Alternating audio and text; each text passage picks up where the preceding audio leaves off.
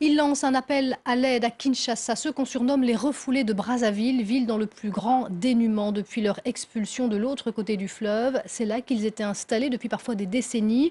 Si certains ont pu refaire leur vie dans leur village d'origine, d'autres, à Kinshasa, peinent à survivre. Thomas Nicolon les a rencontrés.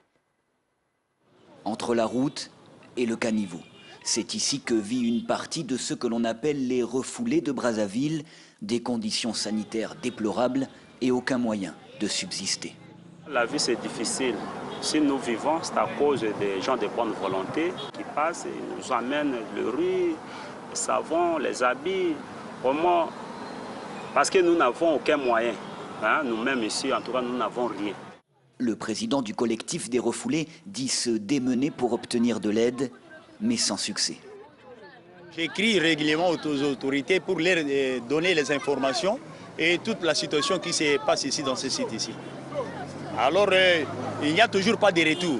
On tient même des réunions avec les secrétaires généraux, avec les conseillers des ministres, mais ça ne bouge pas. Alors, on fait des plaidoyers jusqu'au niveau de la présidence et de la commission des droits de l'homme. En 2014, plus de 140 000 Congolais de la RDC étaient expulsés du Congo-Brazzaville, responsables soi-disant de la hausse de l'insécurité. Kinshasa aurait alors pris en charge ces refoulés, mais de nombreuses familles sont toujours dans des conditions précaires. Le gouvernement assure que ces dernières ont refusé la main qui leur était tendue. La proposition qui leur a été faite, c'est d'être transportés vers leur famille, d'être transportés vers leur village d'origine. Et il me semble qu'il leur appartient d'accepter ou non. Et que manifestement, ils préfèrent cette solution-là, la recherche de la facilité.